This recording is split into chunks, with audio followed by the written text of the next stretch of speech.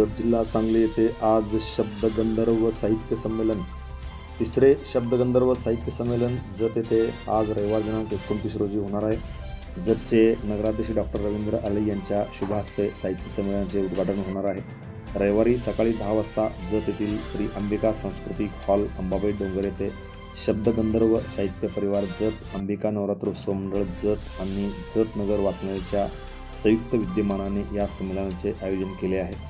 विटा येथे गेली 44 वर्षे ग्रामीण साहित्य संमेलनाचे आयोजन करणारे ज्येष्ठ साहित्यिक रोगराज मेटकरी संमेलनाचे अध्यक्ष भूषणार असून जतचे नगरसेवक मोहन कुलकर्णी हे स्वागताध्यक्ष आहेत। या संमेलनाला सांगोला येथील ज्येष्ठ कवी शिवाजी बंडगर व कोकळे येथील ज्येष्ठ साहित्यिक ॲडव्होकेट अजित पुरोहित हे प्रमुख पाहुणे म्हणून उपस्थित राहणार आहेत। पहिल्या उद्घाटन सत्रात शब्दगंधर्व साहित्य पुरस्कार प्रदान करण्यात येणार आहेत। कवी गझलकार विनायक कुलकर्णी पुरस्कृत स्वर्गीय गणपतराव शंकरराव कुलकर्णी तात्या जवळेकर स्मृती शब्दगंधर्व साहित्य कृतज्ञता पुरस्कार चिंचवड, पुणे येथील साहित्यिक मानसी चिटणीस यांना संत साहित्यासाठीचा शब्दगंधर्व साहित्य पुरस्कार, बार्शी येथील साहित्यिक दत्ता गोसावी यांना तर गझल संग्रहासाठीचा तिळगंगा शब्दगंधर्व साहित्य पुरस्कार वाडा जिल्हा सिंधुदुर्ग येथील गझलकार डॉक्टर माधुरी चव्हाण जोशी यांना प्रदान करण्यात येणार आहे। तसेच या वर्षापासून सुरू केलेला विजय चिटणीस पुणे पुरस्कृत स्वर्गीय रामचंद्र चिटणीस ललित साहित्य पुरस्कार कवटेमंकाळ येथील साहित्यिक व चारुता सागर प्रतिष्ठानचे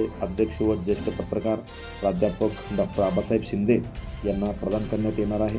संमेलनाच्या दुसऱ्या सत्रात कवयित्री डॉक्टर माधुरी चव्हाण जोशी यांच्या अध्यक्षतेखाली खुले साहित्य संमेलन होणार असून त्यात नामवंत व नवोदित कवी कवयित्री यांचा सहभाग राहणार आहे। या संमेलनाचे सूत्रसंचालन सांगली येथील प्रसिद्ध सूत्रसंचालिका कवयित्री प्राध्यापक वैष्णी जाधव या करणार आहेत। या साहित्य संमेलनात साहित्यिक व साहित्य रसिकांनी मोठ्या संख्येने उपस्थित राहावे असे आवाहन संयोजक शब्दगंधर्व अध्यक्ष विनायक तथा सुरेश कुलकर्णी यांनी केले आहे।